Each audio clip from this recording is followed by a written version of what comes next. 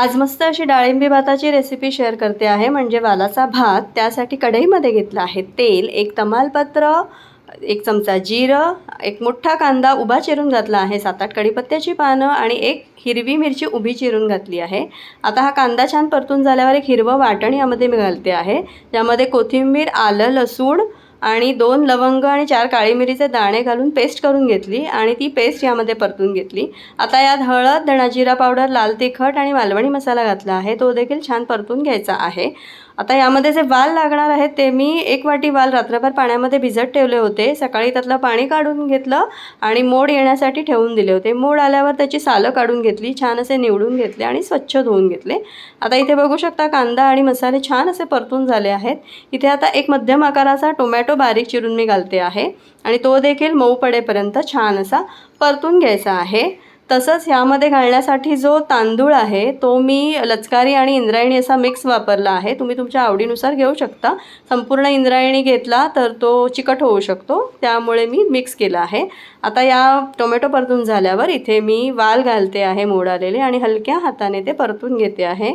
वाल परतून झाल्यानंतर यामध्ये हा तांदूळ मी अर्धा तास आधी भिजत घातला होता, तो यामध्ये मी घालते आहे आणि आता हलक्या हाताने परतून घ्यायचा आहे तांदूळ आणि वाल। छान परतून झाल्यानंतर यामध्ये घालायचं आहे चवीपुरतं मीठ। चवीपुरतं मीठ घातल्यानंतर यामध्ये जे पाणी लागणार आहे ते गरम करून घ्यायचं। ऑलरेडी मी ते गरम करायला ठेवलं आहे पाणी। पाण्याचं प्रमाण हे तांदळापेक्षा दुप्पट आणि त्यापेक्षा थोडंसं जास्त घ्यायचं, म्हणजे भात अगदी कोरडा होणार नाही, छान असा मऊसूत होतो। आता हे परतून झाल्यावर यामध्ये मी पाणी घालते आहे। आता पाणी घातल्यानंतर हे अर्धं झाकण ठेवूनच हे उकळून घ्यायचं आहे, हा भात शिजवून घ्यायचा आहे। पूर्ण झाकण ठेवलं तर पाणी उतू जाऊ शकतं, त्यासाठी पाणी कमी होईपर्यंत झाकण अर्धवट ठेवून मस्त अशी उकळी काढून घ्यायची आहे। आणि भातातलं पाणी थोडंसं कमी झालं की त्यानंतर झाकण ठेवून 15 मिनिटासाठी मस्त असा भात शिजवून घ्यायचा आहे। छान मऊसूत असा भात शिजतो आणि मस्त चविष्ट लागतो। त्यानंतर यामध्ये एकदा परत झाकण ठेवून मध्ये चेक करून घ्यायचं, कारण हा भात लागू शकतो।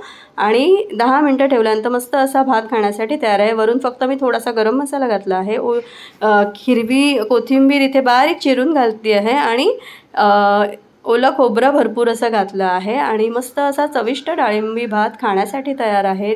आपण वालाची उसळ नेहमीच करतो, पण अशा प्रकारे भात करून बघा, खूप चविष्ट लागतो। सोबत तांदळाचे तळलेले पापड आणि मस्त अशा कैरीचं ताजं लोणचं, अतिशय छान कॉम्बिनेशन आहे। नक्की ट्राय करा, आवडली तर चॅनलला लाईक करा, शेअर करा, सबस्क्राईब करा।